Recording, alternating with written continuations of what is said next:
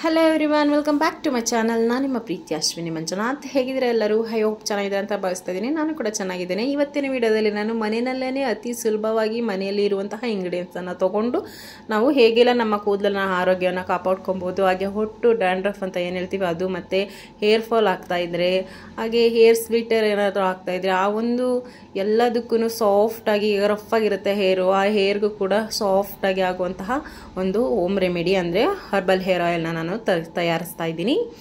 ನೀವು ನನ್ನ ಚಾನಲ್ನ ಸಬ್ಸ್ಕ್ರೈಬ್ ಮಾಡ್ಕೊಳ್ಳಿ, ಹಾಗೆ ಬೆಲ್ ಐಕಾನ್ ಪ್ರೆಸ್ ಮಾಡಿ, ವಿಡಿಯೋಗೊಂದು ಲೈಕ್ ಕೊಡಿ, ಹಾಗೆ ಶೇರ್ ಕೂಡ ಮಾಡಿ ಅಂತ ಹೇಳ್ತಾ ಇವತ್ತಿನ ವಿಡಿಯೋನ ಸ್ಟಾರ್ಟ್ ಮಾಡ್ತಾ ಇದ್ದೀನಿ. ಏನೆಲ್ಲ ತೊಗೊಂಡಿದ್ದೀನಿ, ಎಷ್ಟು ಪ್ರಮಾಣದಲ್ಲಿ ತೊಗೊಂಡಿದ್ದೀನಿ ಅಂತ ನಾನು ಮೊದಲದಾಗಿ ಹೇಳ್ತಾ ಬರ್ತೀನಿ.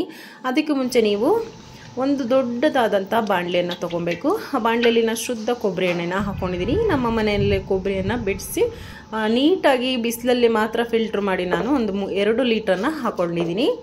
ನೆಕ್ಸ್ಟ್ ನಾನಿಲ್ಲಿ ಒಂದು 5 ರಿಂದ 6 ಶಂಕು ಪುಷ್ಪಗಳನ್ನು ತೊಗೊಂಡಿದ್ದೀನಿ. ಏನು ಆಶ್ಚರ್ಯ ಪಡ್ತಾ ಇರ್ಬೋದು ನೀವು, ಏನಿದು ಶಂಕು ಪುಷ್ಪಗಳನ್ನು ಹಾಕ್ತಾ ಇದ್ದಾರಲ್ಲ ಅಂತ ಹೇಳಿ.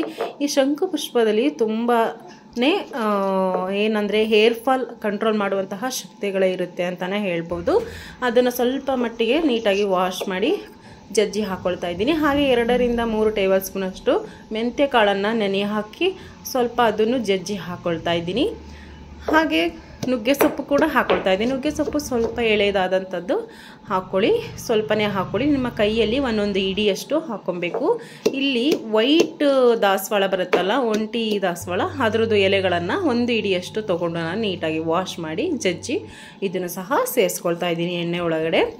ನೆಕ್ಸ್ಟು ನಾನಿಲ್ಲಿ ನಿಮಗೆ ಎಷ್ಟು ಸಿಗುತ್ತೋ ಅಂದರೆ ಅಷ್ಟು, ಅಂದರೆ ನಿಮ್ಮ ಕೈಯಲ್ಲಿ 2 ಇಡಿ ಆದರೂ ಪರವಾಗಿಲ್ಲ, ಅಷ್ಟನ್ನು ನೀವು ಕೆಂಪು ದಾಸವಾಳನ, ಒಂಟಿ ಪೆಟಲ್ಸ್ ಇರುವಂತಹ ದಾಸವಾಳನ ತೊಗೊಂಡು ನೀಟಾಗಿ ಜಜ್ಜಿ ಅದನ್ನು ಹಾಕ್ಕೊಳ್ಳಿ. ನಾನು ಯಾವುದೇ ರೀತಿ ಪೇಸ್ಟ್ ಮಾಡ್ತಾ ಇಲ್ಲ, ಎಲ್ಲವನ್ನು ಜಜ್ಜಿ ಹಾಕ್ಕೊಳ್ತಾ ಇದ್ದೀನಿ. ಹಾಗೆ ನೆಕ್ಸ್ಟ್ ಇದು ಬಂದು ಬಿಸ್ಕೆಟ್ ಕಲರ್ ಬರುತ್ತಲ್ಲ ದಾಸವಾಳ, ಆ ಒಂದು ಎಲೆಯನ್ನು ನಾನು ಅದನ್ನು ಸಹ 1 ಇಡಿಯಷ್ಟು ಹಾಕ್ಕೊಂಡಿದ್ದೀನಿ. ವೀಳ್ಯದೆಲೆ ನೀವು 1 ಇಡಿನೇ ಹಾಕ್ಕೊಬೇಕು ಅಂತ ಇಲ್ಲ, ನಿಮ್ಗೆ ಎಷ್ಟು ಸಿಗುತ್ತೆ ಅಷ್ಟು ಹಾಕ್ಕೊಬೋದು. ಬಟ್ ವೀಳ್ಯದೆಲೆ ಹಾಕೋದ್ರಿಂದ ಹೇರ್ ತುಂಬಾ ತಂಪಾಗಿರುತ್ತೆ ಅಂತಲೇ ಹೇಳ್ಬೋದು. ಹಾಗೆ ನಾನಿಲ್ಲಿ ನೆಲ್ಲಿಕಾಯಿ ತೊಗೊಂಡಿದ್ದೀನಿ, ಬೆಟ್ಟದ ನೆಲ್ಲಿಕಾಯಿ. ಒಂದು 4 ನೆಲ್ಲಿಕಾಯಿನ ಜಜ್ಜಿ ಆ ಬೀಜವನ್ನು ತೆಗೆದು ಇನ್ನು ಬಾಕಿ ಏನಿದೆ ತಿರುಳು ಅದನ್ನು ನಾನು ಚೆನ್ನಾಗಿ ಹಾಕ್ಕೊಳ್ತಾ ಇದ್ದೀನಿ. ಜಜ್ಜಿ ಹಾಕ್ಕೊಬೇಕು ಎಲ್ಲವನ್ನು. ನಾನು ಎಲ್ಲವನ್ನು ಹಾಕಿ ನೆಕ್ಸ್ಟ್ ನಾನಿಲ್ಲಿ 2 ತುಂಡಷ್ಟು ದೊಡ್ಡದಾದಂತಹ ಅಲೋವೆರಾನ ತಗೊಂಡು ಈ ರೀತಿಯಾಗಿ ಚಿಕ್ಕದಾಗಿ ಕಟ್ ಮಾಡಿ ಇಟ್ಕೊಂಡು, ನೆಕ್ಸ್ಟು ಮುಳ್ಳುಗಳೆಲ್ಲ ಸೈಡಲ್ಲಿ ಕಟ್ ಮಾಡಿ ಒಳಗಡೆ ಇರುವಂತಹ ತಿರುಳು ಮಾತ್ರ ಹಾಕ್ಕೊಳ್ತಾ ಇದ್ದೀನಿ. ಸಿಪ್ಪೆನ ನಾನು ಹಾಕ್ತಾ ಇಲ್ಲ. ಇದನ್ನು ಸಹ ಕಟ್ ಮಾಡಿ, ಇಲ್ಲಾಂದರೆ ಸಂಪೂರ್ಣವಾಗಿ ಅದನ್ನು ಪೂರ್ತಿಯಾಗಿ ನಾವು ಏನಾದರೂ ಒಂದು ಸ್ಪೂನಲ್ಲಾದರೂ ತಗೊಂಡು ಹಾಕ್ಕೊಬೋದು. ಹಾಕಿ ನಾನಿಲ್ಲಿ ಎಲ್ಲವನ್ನು ಮಿಕ್ಸ್ ಮಾಡ್ತಾ ಇದ್ದೀನಿ. ಬಾಣಲಿನ ನೀಟಾಗಿ ತಿರುಗಿಸ್ಕೊಬೇಕು. ಒಳಗಡೆ ಇರುವಂತಹ ಅದೆಲ್ಲ ಎಣ್ಣೆಯಲ್ಲಿ ಚೆನ್ನಾಗಿ ಮಿಕ್ಸ್ ಆಗಬೇಕು ನಾವು ಹಾಕಿರುವಂತಹ ಪದಾರ್ಥಗಳು. ಇದು ಚೆನ್ನಾಗಿ ಮಿಕ್ಸ್ ಮಾಡಿಕೊಂಡು ಈ ಒಂದು ಆಯಿಲ್ನನ್ನು ನಾವು ಮಿನಿಮಮ್ ಇಲ್ಲ ಅಂದರೂ 2 ಅವರ್ಸ್ ಆದರೂ ನಾವು ಬಾಯ್ಲ್ ಮಾಡ್ಕೊಬೇಕು.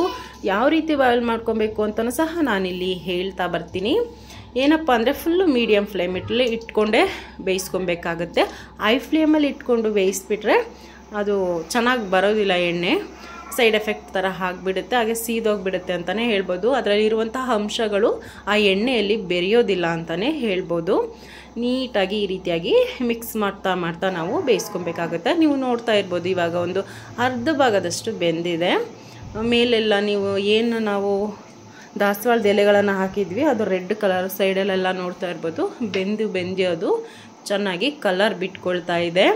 ಹಾಗೆ ಇದು ಕಲರ್ ಯಾವ ಕಲರ್ ಬರುತ್ತೆ ಅಂತ ಹೇಳೋದಾದರೆ ಲೈಟ್ ಗ್ರೀನ್ ಕಲರ್ ಬರುತ್ತೆ. ನಾನು ನಿಮಗೆ ತೋರಿಸ್ತೀನಿ ಲಾಸ್ಟಲ್ಲಿ ಯಾವ ರೀತಿ ಬರುತ್ತೆ ಅಂತ ಹೇಳಿ. ಈ ಒಂದು ಎಣ್ಣೆಯನ್ನು ಈ ರೀತಿ ಮಾಡಿಕೊಂಡು ಹಾಕ್ಕೊಳ್ಳೋದ್ರಿಂದ ಕೂದಲು ತಂಪಾಗಿರುತ್ತೆ. ಅಂದರೆ ಕೊಕೊನಟ್ ಸಾಮಾನ್ಯವಾಗಿ ಆಯಿಲ್ ಬಂದು ಕೊಕೊನಟ್ ಆಯಿಲು ಹೀಟ್ ಇರುತ್ತೆ, ಅದು ತಂಪು ಅಂತ ನಾನು ಹೇಳಲಿಕ್ಕೆ ಹೋಗೋದಿಲ್ಲ, ಹೀಟ್ ಇರುತ್ತೆ. ಅದಕ್ಕೋಸ್ಕರ ನಾವು ಮನೆಯಲ್ಲೇ ಈ ರೀತಿಯಾಗಿ ಒಂದು ಒಳ್ಳೆ ಎಣ್ಣೆಯನ್ನು ತಯಾರಿಸ್ಕೊಂಡು ಕೂದಲಿಗೆ ಹಾಕೋದ್ರಿಂದ ತುಂಬಾ ಸಂಪಾಗಿ ಬೆಳೆಯುತ್ತೆ ಅಂತಲೇ ಹೇಳ್ಬೋದು. ಹೊಸದಾಗಿ ಹೇರ್ ರೂಟ್ಸ್ಗಳು ಸಹ ಬರುತ್ತೆ, ತುಂಬ ಚೆನ್ನಾಗಿರುತ್ತೆ. ನಮಗೆ ಎಲ್ಲಿ ಕೂದಲು ಉದುರುತ್ತಾ ಇದೆ ಆ ಒಂದು ಭಾಗದಲ್ಲಿ ಹೊಸದಾಗಿ ಹೇರ್ ರೂಟ್ಸ್ಗಳು ಬರುತ್ತೆ. ಇದನ್ನು ಇದೇ ರೀತಿ ನೀಟಾಗಿ ತಿರುಗಿಸ್ಕೊಂಡು ನಾವು ಬೇಯಿಸ್ಕೊಬೇಕಾಗುತ್ತೆ. ಹಾಗೆ 1 ಇಡಿ ಕರಿಬೇವಿನ ಸೊಪ್ಪು ಕೂಡ ನಾನು ಲಾಸ್ಟಲ್ಲಿ ಹಾಕಿದ್ದೀನಿ, ನೋಡ್ಬೋದು, ನೀವು ನೋಡ್ತಾ ಇರ್ಬೋದು. ಲೈಟ್ ಗ್ರೀನ್ ಕಲರ್ ಬರುತ್ತೆ, ಇದು ತುಂಬ ಡಾರ್ಕ್ ಬರೋದಿಲ್ಲ. ತುಂಬ ಡಾರ್ಕ್ ಬಂದೆ ಅಷ್ಟು ಚೆನ್ನಾಗಿರೋದಿಲ್ಲ ಅಂತ ಹೇಳಿ ನಾನು ಸ್ವಲ್ಪ ಲೈಟಾಗೆ ಮಾಡ್ಕೊಂಡಿದ್ದೀನಿ. ಇದು ತುಂಬಾ ಇಂಗ್ರೀಡಿಯೆಂಟ್ಸ್ ಎಲ್ಲ ಹಾಕ್ಕೊಂಡು ನಾನು ಎಣ್ಣೆಯನ್ನು ಮಾಡ್ತಾಯಿದ್ದೀನಿ. ಇದು ಒಂದು ಹರ್ಬಲ್ ಅಂತಲೇ ಹೇಳೋದಕ್ಕೆ ಇಷ್ಟಪಡ್ತೀನಿ. ಇವಾಗ ಇದು ಎಣ್ಣೆ ಆಗಿದೆ, ನೋಡ್ತಾ ಇರ್ಬೋದು. ಸ್ಟವನ್ನು ಆಫ್ ಮಾಡಿ ನಾನಿಲ್ಲಿ ಕೆಳಗಡೆ ಇಟ್ಕೊಂಡಿದ್ದೀನಿ. ತಣ್ಣಗಾಗಲಿಕ್ಕೆ ಬಿಟ್ಟಿದ್ದೆ.